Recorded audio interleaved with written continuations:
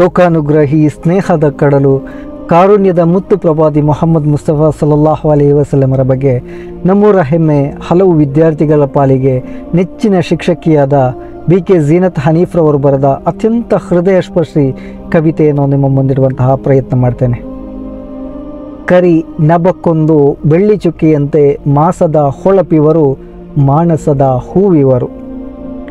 ಭವಿತವ್ಯದ ಶತಕದ ಯುಗಕ್ಕೆ ದೀವಿಗೆಯಲ್ವೇ ಈ ಜೀವಜ್ಯೋತಿಯು. ಅಂದರೆ ರಾತ್ರಿಯ ಸಮಯದಲ್ಲಿ ಕಪ್ಪು ಆಕಾಶದಲ್ಲಿ ಮೂಡಿ ಬರುವ ನಕ್ಷತ್ರವೊಂದು ಹೇಗೆ ಪ್ರಕಾಶಮಾನವಾಗಿ ಬೆಳಗುತ್ತದೆಯೋ ಹಾಗೆ ಅಂಧಕಾರದಲ್ಲಿ ಮುಳುಗಿದ್ದ ಕಾಲಘಟ್ಟದಲ್ಲಿ ಜ್ಞಾನದ ಬೆಳಕನ್ನು ಹೊತ್ತು ತಂದ ಬೆಳ್ಳಿ ಚುಕ್ಕೆ ನಮ್ಮ ರಸೂಲರು ಸಲ್ಲಲ್ಲಾಹು ಅಲೈಹಿ ವಸಲ್ಲಂ. ಇವರದು ಹೊಳಪನ್ನು ಕಳೆದುಕೊಳ್ಳದ ಮೇರು ವ್ಯಕ್ತಿತ್ವ. ತಾನು ಸಾಗಿ ಬಂದ ದಾರಿಯನ್ನು ಹಿಂಬಾಲಿಸಿದ ಪ್ರತಿ ಮನಸ್ಸಿನಲ್ಲಿಯೂ ಪುಷ್ಪದಂತೆ ಅರಳಿ ನಿಂತಿದ್ದಾರೆ. ಹಿಂದೆ, ಇಂದು, ಮುಂದು ಹೀಗೆ ಸರ್ವಕಾಲಕ್ಕೂ ದಾರಿದೀಪವಾಗಿ ನಿಂತಿರುವಂತಹ ಬೆಳಕಿನ ಪುಂಜವೇ ಪ್ರವಾದಿ ಮೊಹಮ್ಮದ್ ಸಲ್ಲಲ್ಲಾಹು ಅಲೈಹಿ ವಸಲ್ಲಂ ಎಂಬ ಅರ್ಥವನ್ನು ಈ ಸಾಲುಗಳಲ್ಲಿ ನಮಗೆ ಕಾಣಬಹುದು. ಇನ್ನು ಜನನಿಯಲ್ಲಿ ನಾಕ ಬಿರಿಸಿ ಕಪ್ಪನು ಚಿಪ್ಪಿನ ಮುತ್ತಾಗಿಸಿ ಕೂಲಿಗೂ ಅಪರಿಮಿತ ಬೆಲೆ ಇತ್ತವರು, ಸಾವಿನಲ್ಲಿ ಧರ್ಮದ ಹುಳಿಯ ನಿಂಡದೆ ಸಕ್ಕರೆ ಬೆರೆಸಿದ ಯುಗ ಪುರುಷರು. ಎಷ್ಟೊಂದು ಮನೋಜ್ಞವಾಗಿದೆ.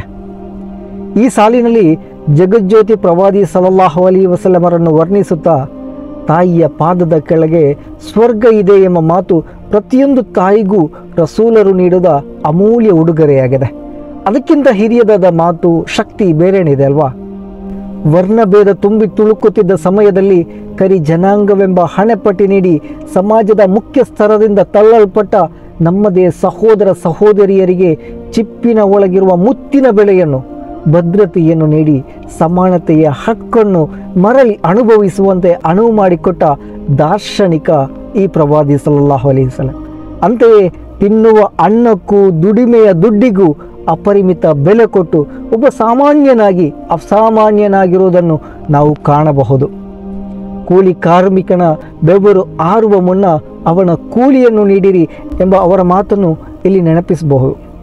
ತನ್ನ ಜೀವಿತಾವಧಿಯಲ್ಲಿ ನಡೆದ ಯುದ್ಧಗಳಲ್ಲಿ ಶತ್ರುಗಳ ಶವ ಕಂಡಾಗ ಸಂಭ್ರಮಿಸದೆ ತಲೆಬಾಗಿ ಗೌರವ ಸಲ್ಲಿಸಿ ಯುದ್ಧವನ್ನು ಯುದ್ಧವೆಂದು ಮಾತ್ರ ಪರಿಗಣಿಸಿ ಬಳಿಕ ಎರಡು ಬಣಗಳ ನಡುವೆ ಮಾನವೀಯ ಸಂಬಂಧವನ್ನು ಬೆಸೆವ ಅವರ ಈ ಪ್ರಯತ್ನದಲ್ಲಿ ಒಬ್ಬ ಮಾನವನನ್ನು ಈ ಜಗತ್ತು ಕಾಣುತ್ತದೆ. ಮನುಕುಲದ ಧಮ್ಮಕ್ಕೆ ಮುನ್ನುಡಿ ಬರೆದು ಹೆಣ್ಣು ಹೊನ್ನು ಮಣ್ಣಿನ ಹಂಬಲಕ್ಕೆ ಇತಿಶ್ರೀ ನುಡಿದು ಲಿಂಗ ಸಮಾನತೆಯ ದನಿಯ ನೆತ್ತರಿಸಿ ನಭೋಮಂಡಲದ ರವಿಯಾಯಿತು ಈ ಒಡಲು. ಎಷ್ಟೊಂದು ಸುಂದರವಾಗಿ ಬರೆದಿದ್ದಾರೆ, ಮಾಷಾ ಅಲ್ಲಾ.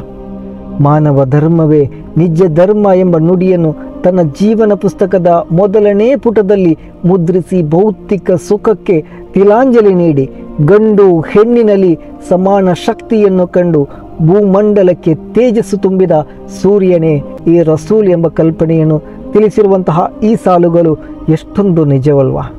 ಮಾಷಾ ಅಲ್ಲಾಹ್. ಪರರ ಭಾವಕ್ಕೆ ಬೆಸುಗೆಯಾಗಿ, ಹಸ್ತಗಳಿಗೆ ಕೊಂಡಿಯಾಗಿ ಜೀವನ ಪ್ರಯೋಗಶಾಲಿಯಾಗಿಸಿದ ಈ ಕುವರ ಮಾನವತೆಯ ಹರಿಕಾರ ಅಮರರು ನಮ್ಮ ಪೈಗಂಬರು. ಇನ್ನೊಬ್ಬರ ಕಷ್ಟಕ್ಕೆ ಸ್ಪಂದಿಸಿ ಬೇಡಿ ಬಂದ ಕೈಗಳಿಗೆ ಜೊತೆಯಾಗಿ ನಿಂತ ಮಹಾನ್ ಚೇತನ ನಮಗೆ ಒಬ್ಬ ಆದರ್ಶ ರೂಪ.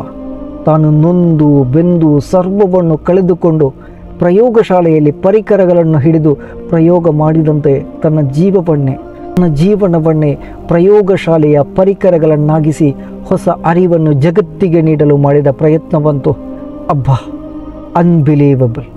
ಈ ನಾಯಕ ಎಂದೆಂದಿಗೂ ಅಮರ ಎಂಬ ಒಳಾರ್ಥವನ್ನು ಹೊಂದಿರುವಂತಹ ಈ ಸಾಲುಗಳು ಎಷ್ಟೊಂದು ಮನೋಹರವಾಗಿದೆ. ನಿಜಕ್ಕೂ ಈ ದಿನ ನಮ್ಮೆಲ್ಲರ ಪಾಲಿಗೆ ಅಗ್ರಗಣ್ಯವಾಗಿದೆ.